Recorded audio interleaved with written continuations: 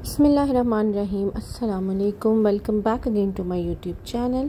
आई hope सब ठीक ठाक होंगे। तो जी आज है मेरा जो व्लॉग वो बहुत ही प्यारे खूबसूरत बारिश वाले दिन का है। मौसम बहुत प्यारा था और बारिश हो रही थी, इसलिए हमने सोचा कि आज नाश्ते में कीमे वाले पराठे बनाने चाहिए। ये जो है ये कच्चे कीमे के पराठे हैं। इसमें बिल्कुल भी ऐसा नहीं है कि कीमा बॉईल करके या कुक करके तो फिर पराठे बनाए गए हैं, और इस तरह से आपने बना के देखने हैं तो ये बहुत ही ज़बरदस्त यमी क्रिस्पी स्पाइसी पराठे रेडी होंगे, बिल्कुल बाज़ार के पराठों के जैसे, बल्कि उससे भी ज़्यादा मज़ेदार पराठे। तो यहाँ पर मैंने कीमा जो है वो तकरीबन आधा किलो ले लिया, या आधा किलो से थोड़ा सा ज़्यादा था, और उसमें मैंने प्याज जो है वो ले लिया है कद्दूकश करके। अदरक भी काफ़ी ज़्यादा मैंने कद्दूकश करके डाला है।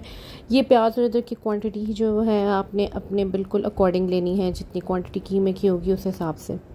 तो ये आइडिया सबको ही होता है। और इसके अलावा मैंने इसमें डाला है तकरीबन तमाम ही स्पाइसेस डाल लिए हैं, लाइक मैंने नमक, मिर्च, गरम मसाला और ज़ीरा पाउडर, सूखा धनिया पाउडर और हरी मिर्चें भी डाली थी मैंने, और मैंने इसमें लेमन जूस भी जो है ना वो डाला था।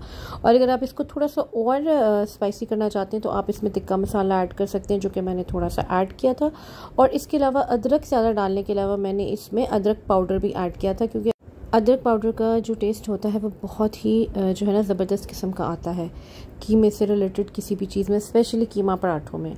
तो बस यहाँ पर जो बाजी हैं उन्होंने पेड़े करने स्टार्ट कर दिए हुए हैं, और पराठे जो हैं वो ज़्यादा ही बन रहे थे, क्योंकि मेरे हस्बैंड भी कम से कम 2 खाते हैं और 2 तो बाजी ने भी खा लिए थे आराम से।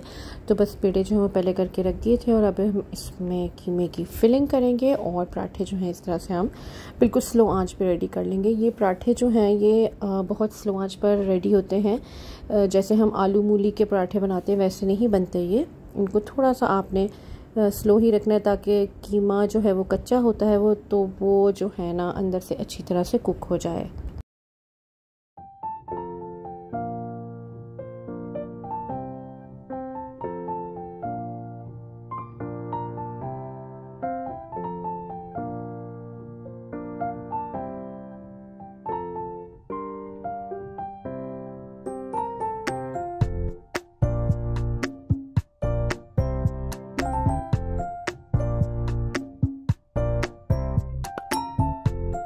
तो बस अब यहाँ पर पराठे जो हमारे रेडी हो रहे हैं, और आप देख सकते होंगे कि जो फ्लेम है ना वो काफ़ी हद तक स्लो है, क्योंकि इसको बहुत ही स्लो आंच पर हमने रेडी करना है ताकि कीमा अच्छी तरह से कुक हो जाए।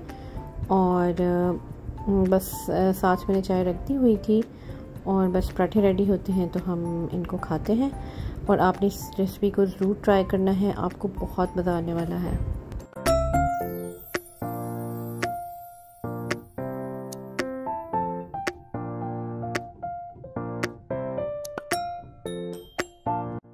तो बस आप देख सकते हैं कि ये खूबसूरत से गर्मा गर्म क्रिस्पी पराठे जो हैं वो हमारे रेडी हो रहे हैं, और इन पराठों का नाश्ता करके हमें बहुत ही मज़ा आया था। लेकिन एक बात है कि प्यास भी बहुत ज़्यादा लगी थी उसके बाद। और बस आप देख सकते हैं कि मौसम बहुत अच्छा है, बड़ी खूबसूरत हवा चल रही थी। इस दौरान में मैंने अपने सारे जो पेंडिंग काम थे वो कर लिए थे, लाइक कुछ धुले हुए कपड़ों को संभालना था, और कुछ आयरनिंग के लिए रखने थे, और बच्चों के जो यूनिफॉर्म हैं वो सारे जो पराने वाले थे वो डिस्कार्ड करने थे, और इस तरह के जो काम थे वो मैंने कर लिए थे। लेकिन मौसम बहुत खूबसूरत था, तो इन सारे कामों में 3-4 घंटे जो है वो गुजर चुके थे। तो बस मैंने जो है ना यहाँ पे सोचा कि हम पकोड़े बना लेते हैं। एक्चुअली मेरे हस्बैंड की फरमाइश थी, मौसम बहुत अच्छा था तो उन्होंने सोचा कि पकोड़े ही खाए जाएं।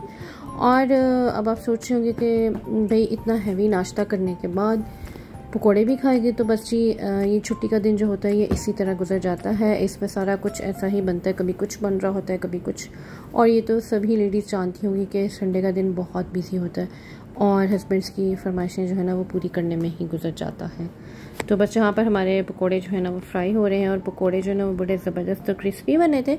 मैंने इसमें वेजिटेबल ज़्यादा रखी थी और बेसन कम डाला था, क्योंकि मुझे ऐसे ही पकोड़े पसंद हैं, और जिसमें वेजिटेबल्स कम होती हैं और बेसन ज़्यादा होता है उन पकोड़ों का हमें मज़ा नहीं आता।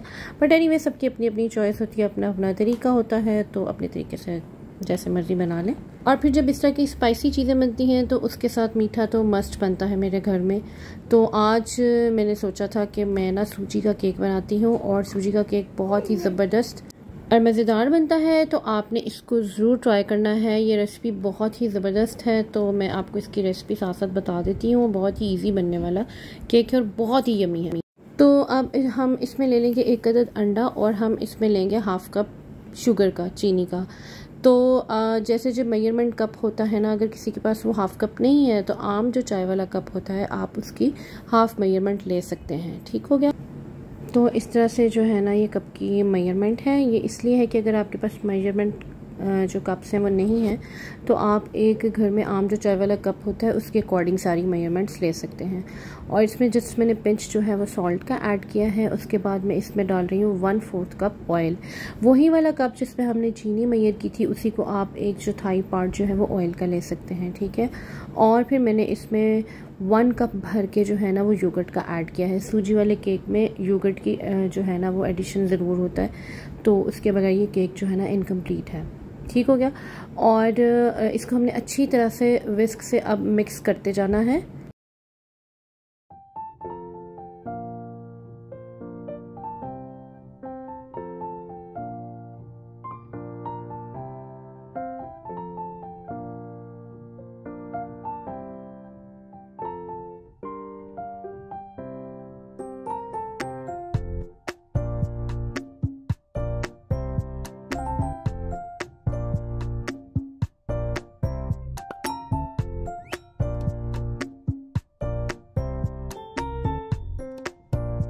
और ये सब कुछ अच्छी तरह से मिक्स करने के बाद मैंने इसमें ऐड किया था 1 कप भर के सूजी का सेमोलिना आपने ऐड करना है।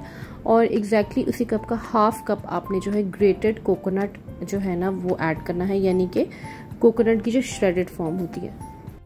अब इसको हमने अच्छी तरह से मिक्स कर लेना है।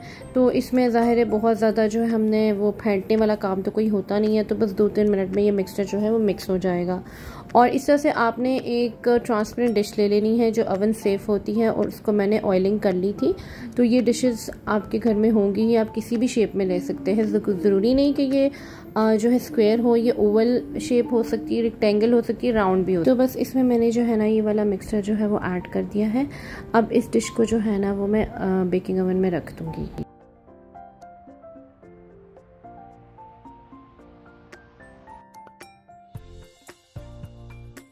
और अवन को एज यूजुअल मैंने प्री हीट कर लिया था, और इसको हमने जो है वो तकरीबन 170 डिग्रीज़ पे जो है ना वो सेट करना है। और ये तकरीबन 20 मिनट के अंदर अंदर रेडी हो जाएगा, क्योंकि ये सूजी होती है इसमें, तो ये बहुत जल्दी कुक हो जाता है मैदे के कंपैरेटिवली।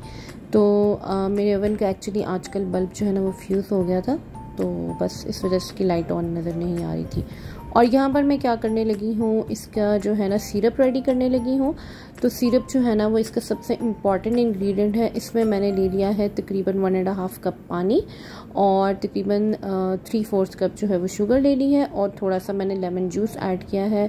लेमन जूस इसको क्रिस्टलाइजेशन से जो है ना वो बचा लेता है, तो वो आपने ज़रूर ऐड करना है। और जैसे इसका जो सिरप जो है वो रेडी हो जाएगा तो वो हम जो है ना तो इसको केक के ऊपर डाल देंगे। तो बस अब जब ये केक जो है रेडी हो गया था, तो मैंने इसको ओवन से निकालने के बाद 6-7 मिनट के लिए छोड़ दिया था। तो थोड़ा सा इसका टेम्परेचर कूल डाउन हो गया था। मैंने इसको अच्छी तरह से प्रिक कर लिया था। किसी भी आप स्टिक से या फोक से इसको प्रिक कर सकते हैं, ताकि जो सिरप है वो इसके अंदर अच्छी तरह एब्जॉर्ब हो जाए। और सिरप इसके अंदर आपने गरम गरम ही ऐड करना है। तो बस मैंने सिरप इसमें डाल दिया था, और सिरप डालने के बाद आपने इसके ऊपर जो है श्रेडेड कोकोनट जो है ना वो डाल देनी है। और फिर उसके बाद आपने इसको फ्रिज में रख देना है, ताकि ये थोड़ा सा कूल डाउन भी हो जाए और सेट भी हो जाए। अब जी मेरा केक जो है वो सेट हो चुका था। ये फ्रिज से निकाला था मैंने तकरीबन 15-20 मिनट के बाद, और अब मैं इसके पीसेस कर रही हूँ। और ये इतना यमी केक है कि आप लोग बस इसको सोच भी नहीं सकते हैं। तो आपने इसको ज़रूर ट्राई करना है और मुझे बताना है। फटाफट से रेडी हो जाता है, ज़्यादा टाइम टेकिंग भी नहीं है ये तो। और इतना ना ये ऐसे भुरभुरा सा और बहुत ही शानदार किस्म का केक है, ये देखें।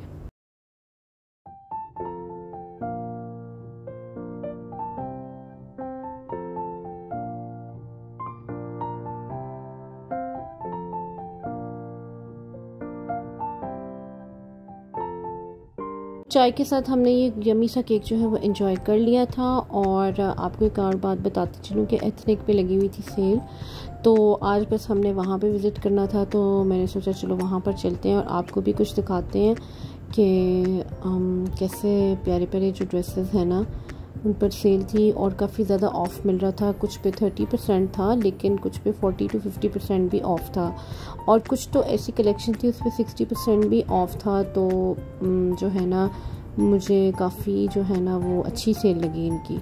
वैसे डेफिनेटली ये एक समर क्लियरेंस सेल है, तो इसमें जो समर कलेक्शन है उस पर ज़्यादा ऑफ़ था, लेकिन जो फॉर्मल वेयर था ना उस पर भी काफ़ी हद तक ऑफ़ मिल रहा था। तो बस आप ये देख सकते हैं कितने प्यारे प्यारे ड्रेसेस हैं, फॉर्मल कलेक्शंस भी, सब पर हमें ऑफ़ मिल रहा है। यहाँ पर स्पेशली जो सॉलिड्स थे और जो क्वार्ट सेट्स थे, जो फुल सूट्स थे, वो मुझे बहुत ज़्यादा अट्रैक्ट करते हैं आजकल। जैसे कि आपको पता है वो आजकल काफ़ी ट्रेंडिंग हैं, तो इन पर भी काफ़ी ज़्यादा ऑफ़ मिल रहा था। तो बस मैंने इस तरह के 2-3 ड्रेसेस लिए थे, और कुछ डिज़ाइंस ऐसे थे जो कि फ्रेश अराइवल्स में थे, तो उन पे तो खैर ऑफ़ नहीं मिला, लेकिन एक डिज़ाइन उनमें भी बहुत अच्छा था, तो मैंने उनमें से भी एक ड्रेस उठा लिया था। तो रश भी काफ़ी ज़्यादा था, लेकिन जो ऊपर वाला सेक्शन था ना वहाँ पर इतना रश नहीं था। और यहाँ पर आप देख सकते हैं इनके दुपट्टे वगैरह सब कुछ बहुत प्यारा है। एक ये ड्रेस मुझे बहुत अच्छा लगा था फुल में, और इसके अलावा ये 2-3 ड्रेसेस जो है ना वो मैंने परचेज़ किए थे। और बस फिर हम घर आ गए थे शॉपिंग करके। तो बस हम शॉपिंग करके घर आ चुके थे, और चूँकि हम बहुत ज़्यादा जो है ना वो फुल होकर गए थे, तो हमने वापसी पर जो है ना कुछ नहीं खाया था। लेकिन जब हम घर आए तो थोड़ी देर बाद जो है वो बच्चों को भूख लग चुकी थी, तो फिर बस मैं उनके लिए फ़्राइज़ बना रही थी, और साथ में मैंने उनको बर्गर्स बना कर देने थे। तो उसके लिए मैंने क्या किया था कि फ्राइड के अंदर जो है ना वो बर्गर पैटी जो है ना वो कर लिए थे, क्योंकि चिप्स ऑलरेडी फ्राई हो रहे थे। तो मैंने सोचा कि साथ ही साथ काम ख़त्म कर लिया जाए, तो इनको फ्राइड में कर लेते हैं। वैसे बर्गर पैटी और नगेट्स जो है वो फ्राइड में बड़े ज़बरदस्त किस्म के ना क्रिस्पी से रेडी हो जाते हैं। और ये जो बर्गर पैटी और नगेट्स हैं ये फ्राई में मैंने 180 डिग्री सेल्सियस पे टेम्परेचर रख के इसे 12 मिनट्स पे लगाया था। लेकिन अगर आप जो है इसको 200 डिग्री सेल्सियस पे लगाते हैं तो फिर आपने इसको 9 मिनट्स पर लगाना है। तो दोनों तरीक़ों से आप कर सकते हैं। अगर तो टेम्परेचर हाई है तो मिनट्स कम कर लें, और अगर टेम्परेचर लो है तो मिनट्स थोड़े से ज़्यादा कर लें। तो बस साथ ही जो है ना फ्राइज़ यहाँ पर रेडी हो रहे थे, और मैंने जो है बर्गर बन्स जो हैं उनको गरम कर लिया था। उसको मैंने बटर लगा के गरम किया था, और बटर ज़रूर लगाया करें, इससे बहुत ही ज़बरदस्त किस्म का ना बर्गर्स में टेस्ट आ जाता है।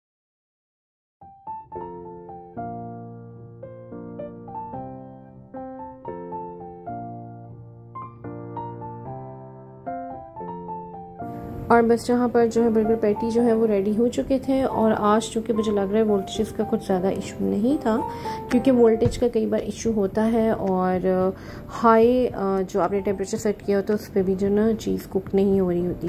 तो ये चीज़ भी बहुत ज़्यादा मैटर करती है, और आपको पता है पाकिस्तान में इलेक्ट्रिसिटी का ये वाला बहुत ज़्यादा इशू है।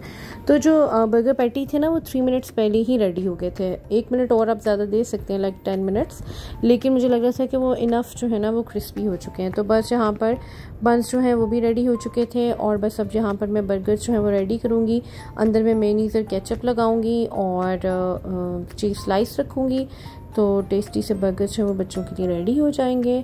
और जो फ्राइज़ है ना उनके ऊपर मैंने डाला था फ्राइज़ मसाला, और वो बहुत ही टेस्टी फ्राइज़ मसाला है, ये मैं इम्तियाज़ से लेकर आई थी।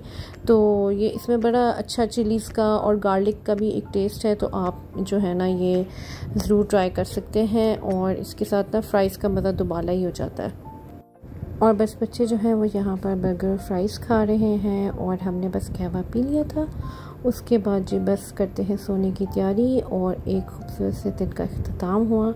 तो चलें जी सोते हैं, आप लोग भी सोएं, और मुझे दुआओं में याद रखिएगा। इंशाल्लाह एक और नए व्लॉग में मुलाकात होगी, और किसी अच्छे से टॉपिक के साथ। तो तब तक मुझे इजाज़त दीजिए। अल्लाह हाफ़िज़, टेक केयर।